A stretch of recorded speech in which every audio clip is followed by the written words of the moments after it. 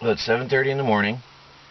I've got 12.8 volts in the batteries, and I've got 4 amps coming in, which is amazing because it's cloudy and, well, it's foggy.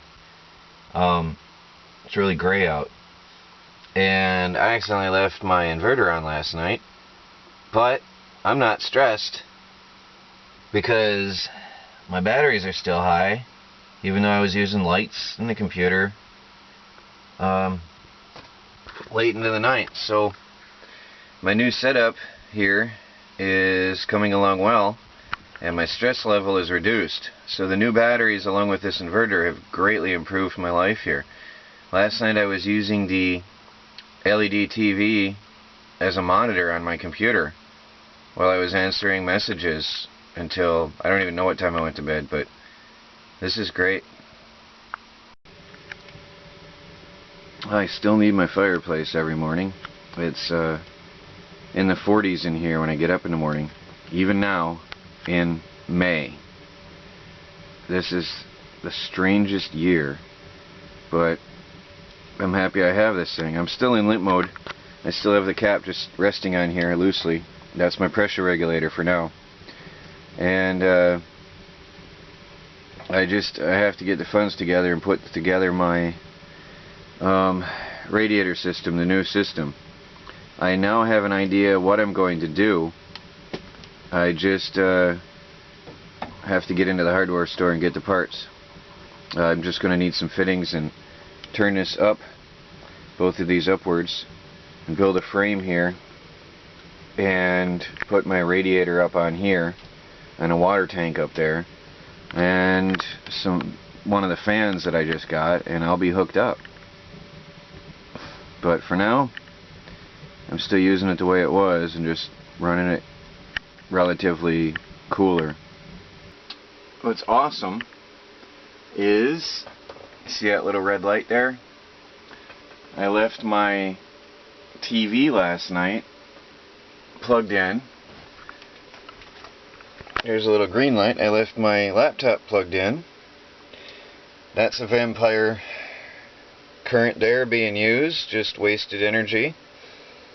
Had the laptop plugged in and charging all night, wasted energy.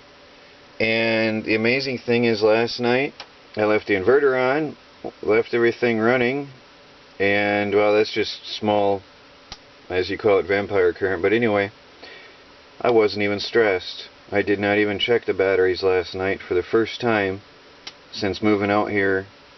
And I started moving out in February.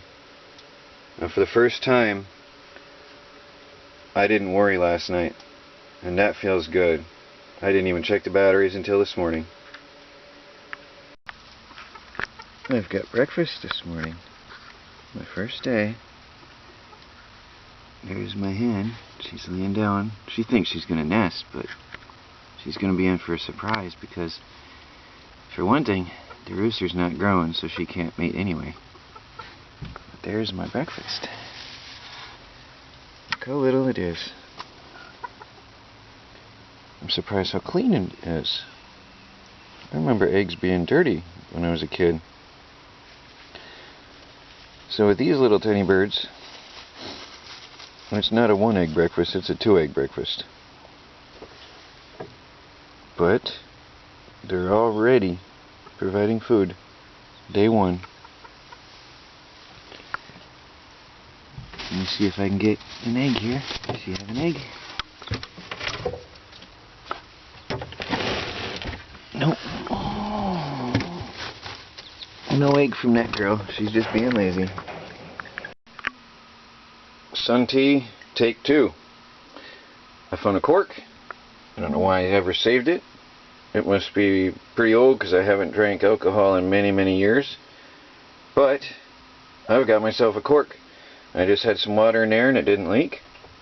So I'm going to make some sun tea, I hope. Well, there's no drips. I've got the jug half full. Just testing for a minute. I think I'm going to make some sun tea. Well, I have a non-leaking container full. I've got my tea bags in, and I'm going to put it out in the sun. I want to install my new thermostat right now.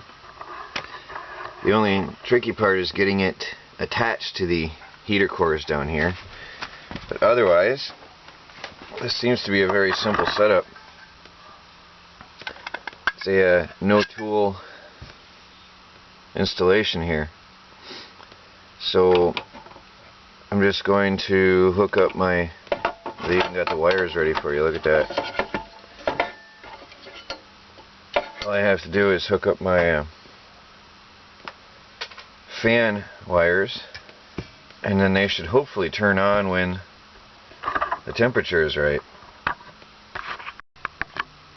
See, right now I've taken off the fan and I rewired the water pump so it turns on with my manual switch, and only that.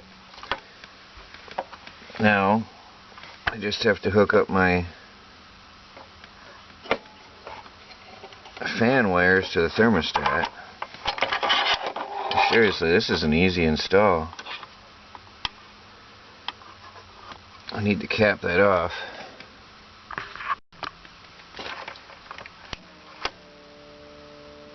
So now this should work.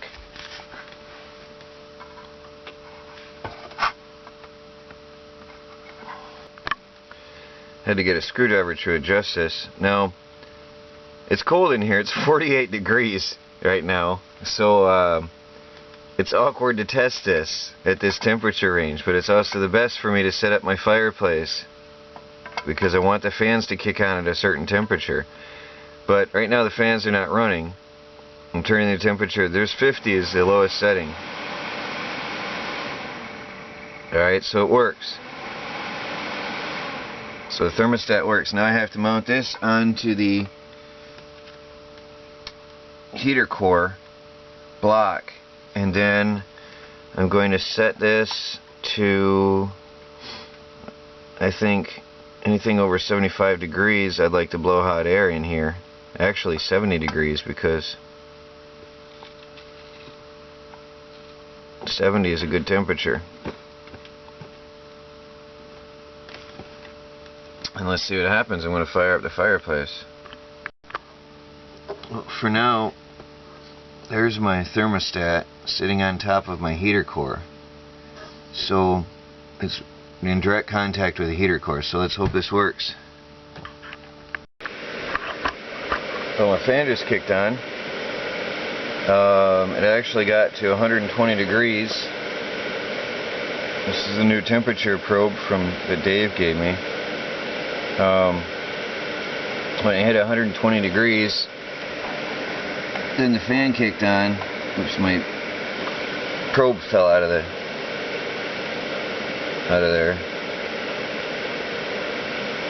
So obviously the thermostat is not in direct contact with the heater core, so it's not as sensitive. I think shutting off will be at the right temperature, but I had to adjust it down a little bit to kick on early enough so that it would be alright. Because I don't want the water much over 130 degrees before the fan kicks on. So anyway, this is going to be good with the thermostat and this meter. Check things out better. Well, I knew my fridge was too cold, but I don't know how trustworthy this gauge is, because my liquids are not frozen, but it's showing 25 degrees inside my fridge. I just put the probe inside, but it does seem too cold to me though, for sure. So I think I have to adjust it down a bit. Well, the thermostat works. I did have to adjust it up to 70 though, because normally down here is never more than 70 degrees. And now I can shut off the water pump manually. Now this controls the water pump and fans. That's the master switch. So now all is well. Now without that, of course, if it got over 70 degrees in here during a sunny day, the fans would kick on, which is, you know, something I don't want. But this is the master switch, which I have to turn on and off for the water pump anyway. So that's all good. It works. Well, here's the beginning of my new porch. I was really having trouble keeping the camper clean. I like to have it no shoe inside. And I had this mat out, and there's the cat. There, she wants to come out. I had this mat out, and what I did is had exposed wood here. I would take my shoes off here, and the mat was clean, and then I would walk in from there. But with the cat here running through to go to her litter box underneath there, it just wasn't working. So I've taken out all my shoes, and now everything inside is clean.